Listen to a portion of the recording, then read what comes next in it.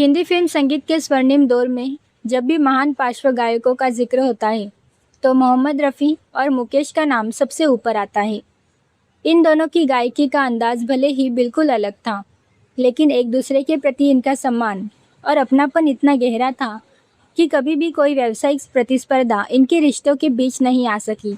इस बेमिसाल दोस्ती और आपसी सम्मान का सबसे खूबसूरत उदाहरण साल 1965 में रिलीज हुई एक महान फिल्म के गीत से जुड़ा है। साल 1965 में आई देव आनंद और वहीदा रहमान अभिनीत फिल्म गाइड को हिंदी सिनेमा की सबसे बेहतरीन फिल्मों में गिना जाता है। इस फिल्म की कहानी, अभिनय, निर्देशन और संगीत, हर एक पहलू ने इसे हमेशा के लिए अमर बना दिया। फिल्म का संगीत महान संगीतकार एस.डी. बर्मन ने तैयार किया था, जबकि इसके शानदार गीत शैलेंद्र ने लिखे थे। फिल्म का हर एक गीत सुपरहिट रहा, लेकिन एक ऐसा गाना था जिसने श्रोताओं के दिलों में एक परमानेंट जगह बना ली। वो गाना था न ढल जाए हाय रात न जाए। जब ये दर्द भरा गीत मोहम्मद रफ़ी की आवाज़ में रिकॉर्ड हुआ तो मानो हर एक शब्द ने बिछड़ने का असली दर्द उतर आया। रफ़ी साहब की भावपूर्ण और लाजवाब गायकी ने इस गीत को इतिहास में हमेशा के लिए अमर कर दिया और आज भी इसे हिंदी सिनेमा के सबसे बेहतरीन दर्द भरे गीतों में अव्वल स्थान दिया जाता है। इस गीत से जुड़ा एक बेहद रोचक और भावुक किस्सा महान गायक मुकेश जी से जुड़ा है। एक शाम मुकेश अपने बेटे नितिन मुकेश के साथ घर पर बैठे हुए कुछ गाने सुन रहे थे। तभी अचानक रेडियो पर रफ़ी साहब की आवाज़ में यही गाना यानी दिन ढल जाए बजने लगा। नितिन मुकेश ने देखा कि उनके पिता बिल्कुल शांत होकर एकटक उस गाने को सुन रहे हैं। गाना जैसे जैसे आगे बढ़ा, मुकेश जी इतने भावुक हो गए कि उनकी आंखों से आंसू बहने लगे। गीत समाप्त होने तक वो पूरी तरह से रो पड़े थे। गाना ख़त्म होते ही मुकेश जी ने बिना एक पल गवाए तुरंत मोहम्मद रफ़ी साहब को फ़ोन लगाया। फ़ोन पर उन्होंने रफ़ी साहब से बेहद भावुक और मुस्कुरा देने वाली बात कही। उन्होंने कहा, रफ़ी मियाँ, क्या कमाल गाया है आपने।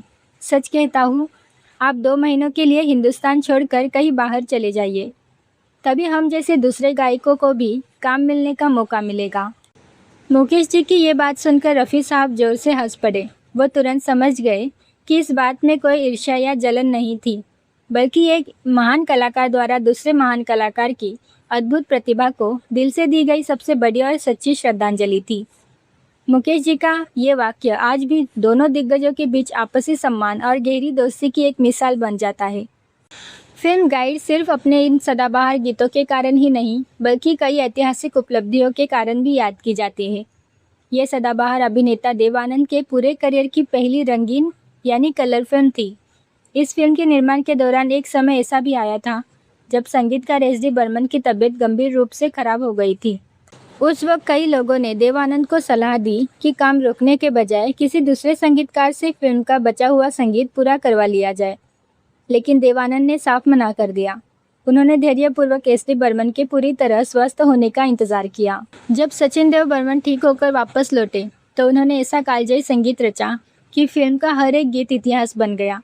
तेरे मेरे सपने, आज फिर जीने की तमन्ना है, कांटों से खींच के आंचल, गाता रहे मेरा दिल और दिन ढल जाए जैसे गीत आज भी भारतीय संगीत की सदाबहार धरोहर है। इस फिल्म ने सिर्फ भारत में ही नहीं बल्कि अंतर्राष्ट्रीय स्तर पर भी देश का नाम खूब रोशन किया। साल 2008 में गाइड को प्रतिष्ठित कान फिल्म फेस्टिवल के कान क्लासिक सेक्शंस में प्रदर्शित करने के लिए विशेष रूप से आमंत्रित किया गया था। इस बेहद खास मौके पर देव आनंद अपने बेटे सुनील आनंद के साथ रेड कार्पेट पर पहुंचे थे। यह ऐतिहासिक सम्मान इस बात का पक्का प्रमाण था कि गाइड केवल एक फिल्म नहीं बल्कि भारतीय सिनेमा की एक अमूल्य और अनमोल धरोहर है। मोहम्मद रफ़ी और मुकेश के बीच का ये पूरा प्रसंग हमें ये सीख देता है कि असली कलाकार कभी एक दूसरे से जलते नहीं, बल्कि वो हमेशा सच्ची प्रतिभा का दिल से सम्मान करते हैं। मुकेश की आंखों से निकले वो आंसू और फ़ोन पर कही वो खूबसूरत बात आज भी इस बात की गवाही देती है कि संगीत की दुनिया में प्रतिस्पर्धा से कहीं ऊपर दोस्ती, सम्मान और कला का स्थान होता है। यही वजह है कि रफ़ी और मुकेश की आवाज़ें आज भी करोड़ों लोगों के दिलों में उसी प्यार और सम्मान के साथ जिंदा है। क्या दिन ढल जाए आपका भी पसंदीदा गाना है? हमें कमेंट्स में ज़रूर बताइए। आपको ये वीडियो कैसा लगा? अगर आपको ये वीडियो पसंद आया हो तो एक लाइक करें और हमारे चैनल को सब्सक्राइब करना ना भूलें। मिलते हैं अगले वीडियो में। धन्यवाद।